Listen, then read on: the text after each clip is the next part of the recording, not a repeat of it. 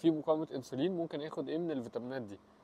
بصوا يا جماعه، لو انت عندك مقاومه انسولين ففي 4 فيتامينات ومعادن مهمين جدا جدا ان نسبهم عندك تبقى كويسه عشان حساسيه الانسولين تتحسن، مش تبقى مجرد ان انت بتخس يعني.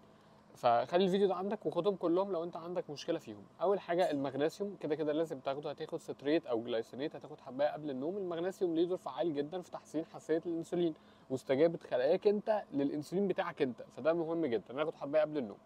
وهناخد كروميوم، طبعا انا قلته في كل الفيديوهات برضو، من ضمن الحاجات المهمه جدا في تحسين حساسيه الانسولين.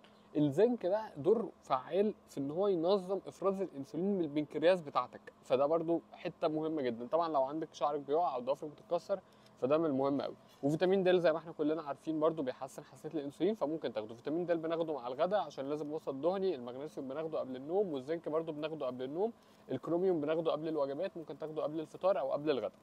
الكومنت ده بقى على فيديو مهم جدا جدا جدا يعني، سيبك من الفيديو اللي انا بتكلم فيه دلوقتي ده، روح بقى شوف الفيديو الاصلي عشان اتكلمت فيه على 10 فيتامينات و10 معادن لو انت مش بتخس انت عندك مشكله فيهم. انا قلت يا جماعه ان الناس فضلت طول العمر مركزه ازاي تزود منظومه الحرق بتاعتها، بس هي مش واخده بالها هي منظومه الحرق بتاعتها ليه فيها مشكله. فيها مشكله عشان عندك نقص في معادن وفيتامينات رخمه قوي مأثره على الحرق، جسمك في حاله احتياج ليهم، وانت عمال بقى تقول له ايه، احرق من اللي عندك. مش هحرق من اللي عندي، ما انا عندي نقص في حاجات. فشوفوهم